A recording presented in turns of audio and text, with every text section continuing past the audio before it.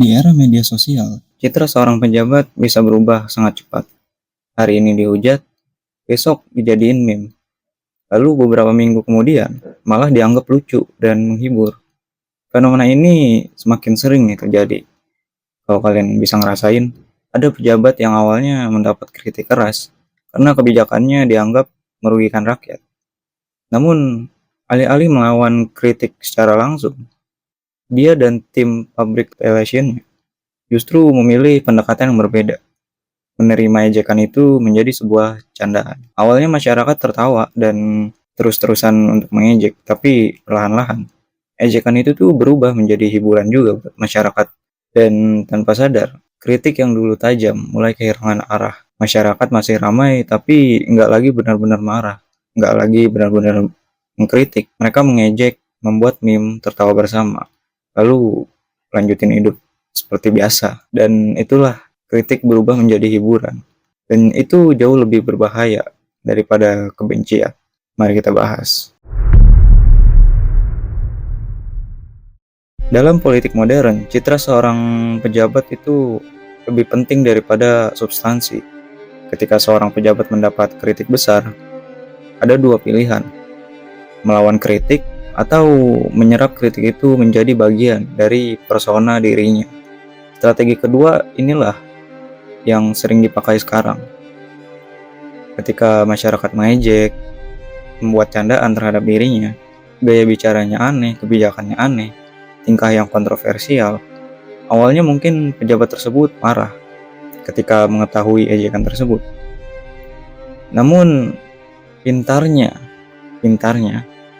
tim public relations-nya justru membiarkan itu viral. Dan seringkali kita sekarang melihat pola tersebut. Bahkan akhir-akhir ini sering lah pola-pola itu tuh terjadi. Bahkan kadang ikut bermain nih di dalamnya, membuat konten santai, ikut bercanda, menunjukkan sisi manusiawi, ikut perkembangan tren yang terjadi di media sosial. Ya kita tahu lah ya, apa yang sempat viral sampai sekarang bahkan, yang perihal lagu-lagu itu. Akibatnya, figur yang awalnya dibenci perlahan berubah menjadi karakter hiburan publik yang awalnya selalu muncul dengan kontroversi. Namun sekarang tuh terbalut dengan candaan yang pada akhirnya mengalihkan fokus masyarakat. Dan lucunya adalah beberapa dari mereka itu ya yang gue bilang tadi, ikut bermain tuh. Dalam artian ketika ada satu orang pejabat dibuat candaan, pejabat lainnya tuh malah ikut-ikutan. Ya kalian tahu lah ya. Dalam psikologi ada istilahnya yang namanya mere exposure effect atau familiarity effect. Semakin sering seseorang melihat sesuatu, semakin akrab dan nyaman mereka terhadap hal tersebut. Mungkin nanti ini akan gue bahas di lain konten ya.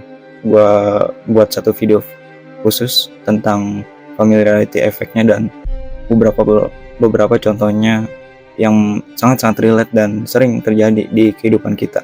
Awalnya masyarakat marah nih melihat pejabat tertentu.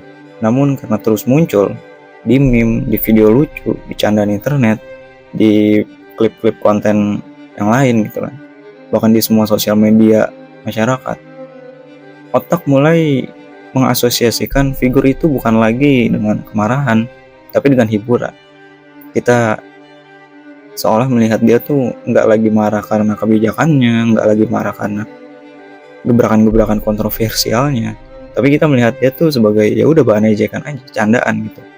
Dan justru itu jadi bahaya, khususnya dari seorang pejabat yang memang memegang suatu kekuasaan pada rakyat.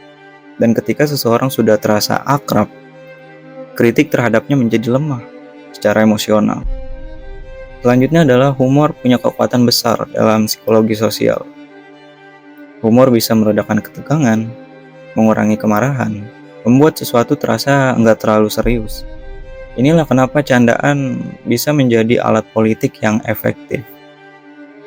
Kita udah tahu kan, mungkin dari 10 tahun atau 15 tahun ke belakang bahkan, beberapa publik atau pejabat itu menggunakan candaan,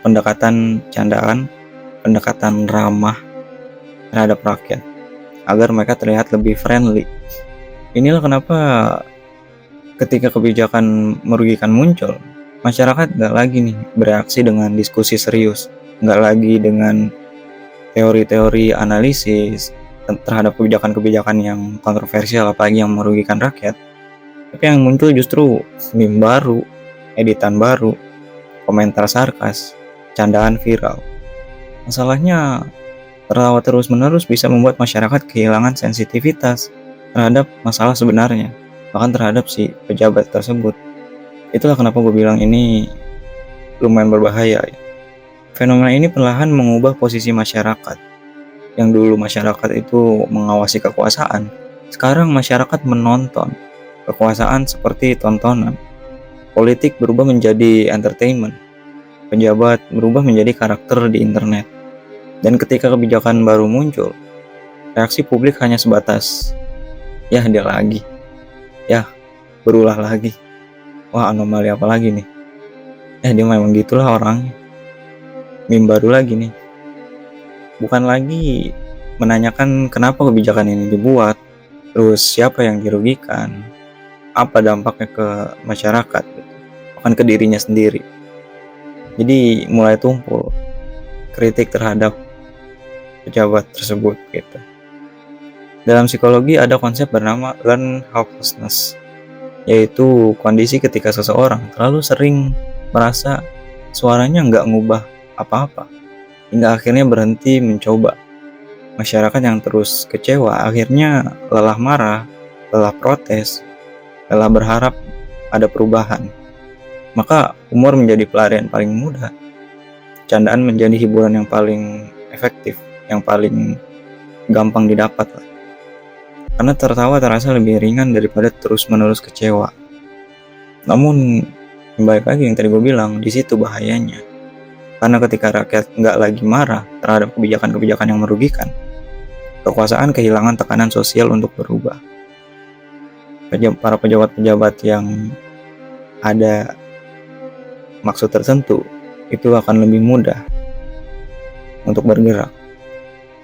Secara komunikasi politik, ini strategi yang sangat kuat. Ubah kemarahan menjadi hiburan. Karena pejabat yang dibenci masih berbahaya bagi citra.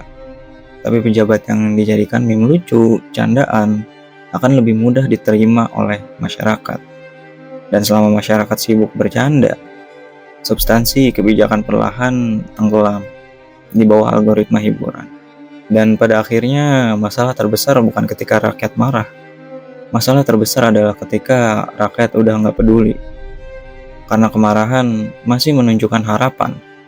Tapi ketika kritik berubah jadi candaan tanpa arah, masyarakat perlahan kehilangan daya kritisnya sendiri. Masyarakat kehilangan suatu senjata untuk merubah nasib mereka. Masyarakat kehilangan analisa-analisa tajamnya, kehilangan pertanyaan-pertanyaan kritisnya terhadap kebijakan-kebijakan yang merugikan mereka atau kebijakan-kebijakan yang menguntungkan suatu kelompok. Dan mungkin itu yang paling berbahaya, bukan kebijakan kontroversialnya, melainkan ketika rakyat mulai menganggap semua itu normal dan lucu. Semua itu biasa aja. Ketika ada sesuatu yang sebenarnya ini tuh berbahaya, tapi karena sudah seringnya masyarakat dikecewakan, akhirnya mereka memilih membiasakan diri. Dan pada akhirnya ini malah menguntungkan si pejabatnya itu sendiri, oknum pejabat yang memang punya maksud tertentu. Karena kekuasaan mereka nggak lagi diawasi, kekuasaan mereka nggak lagi dipedulikan, dan akhirnya mereka bisa dibilang akan semena-mena dalam berkuasa, akan semena-mena dalam membuat kebijakan, akan semena-mena dalam membuat aturan, nggak lagi peduli terhadap rakyat. Karena kekuasaan paling nyaman bukan saat dicintai, melainkan saat rakyat udah berhenti untuk mengawasi.